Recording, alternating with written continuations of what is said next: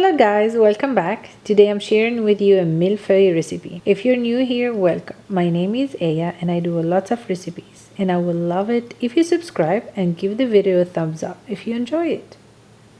Today I'm showing you how to make a millefeuille, also called Napoleon. It is a really easy recipe. It requires a few different steps but it's not that hard to do, so let me show you. First, preheat the oven to 350 degrees Fahrenheit. Here I'm using a puff pastry that I bought, but you can use a homemade one, of course. Lightly sprinkle some flour on your work surface and lightly roll out the puff pastry. Lay out a sheet of parchment on a baking tray. Lay the puff pastry sheet over the parchment. The key is keeping the dough flat when baking, which we do by pricking all over with a fork.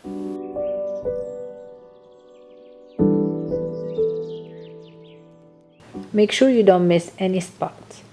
And by the way, all the ingredients and exact measurement are listed down below the video in the description box.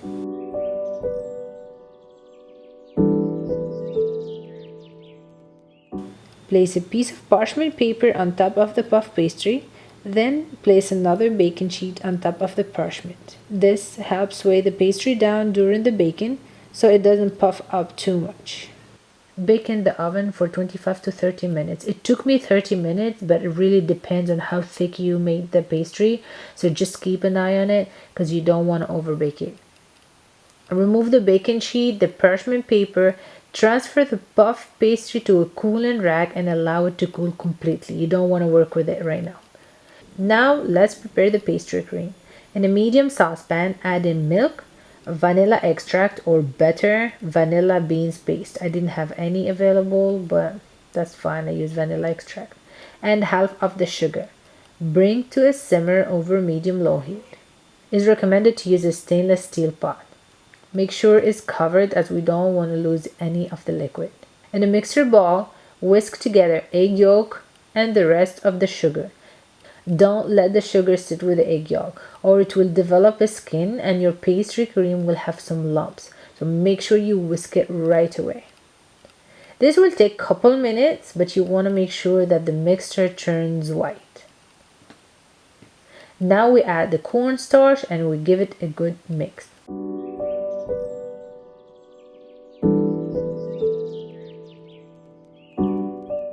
Next step is tempering, which is adding a bit of the hot milk and whisk right away. Otherwise, you might cook the eggs and finish with the scrambled eggs, which is not what we want to do here. So now that it's tempered, we can add the rest of the milk and whisk.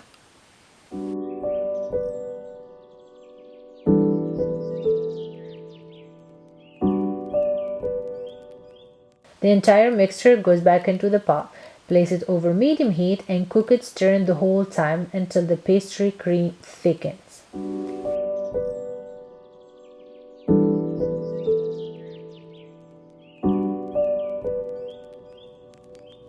This is how you want it to look like. Make sure there are no lumps.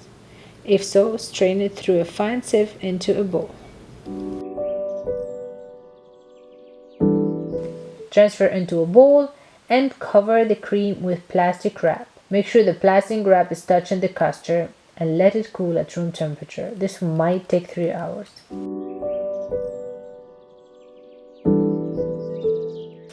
Now the puff pastry is completely cool. Cut it into 3 equal pieces. I recommend to use a ruler to make sure that everything is straight.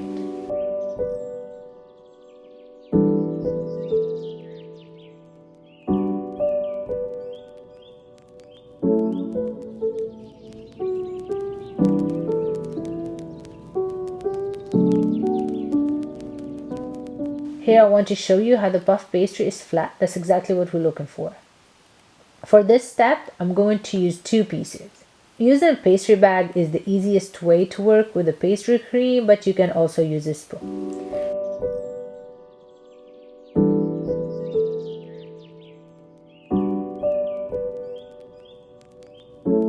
Spread half of the pastry cream over the whole piece of puff pastry.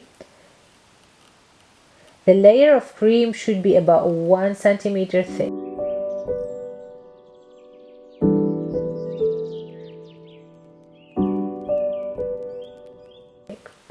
And do the same with the second piece.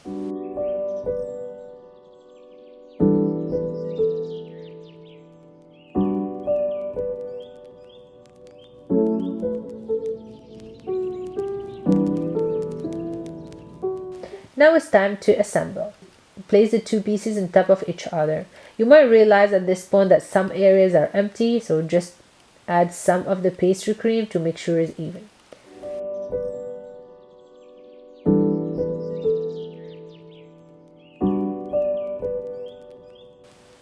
Place the last piece of puff pastry. Clean up the edges by running a spatula or a knife along the pastry.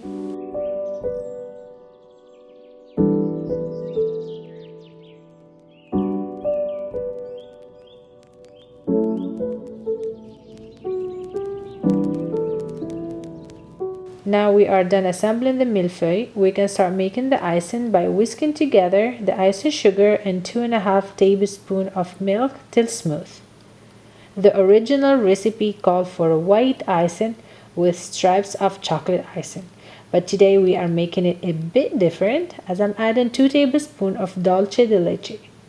This reminds me of the millefeuille made in Tunisia. This is an option, of course.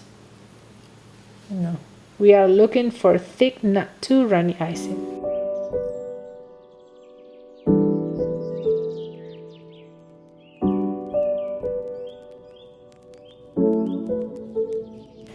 Pour a thin, even layer of the icing over the top of the millefeuille, working quickly so that icing doesn't harden.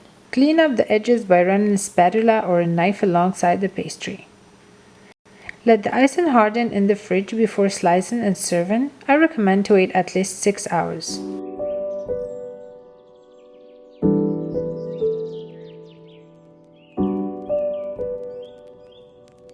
Now it's time to enjoy. I'm using a steak knife to be able to cut a nice piece. Another tip is to clean the knife every time before you slice the millefeuille. Of course, you can have so much fun with this and be as creative as you want. You can include strawberries or any other berries. You can also change the shapes. My recommendation is to bake the pastry sheet in one piece and then cut it in the shapes that you like. If you cut the pastry before baking it, it will never stay perfect.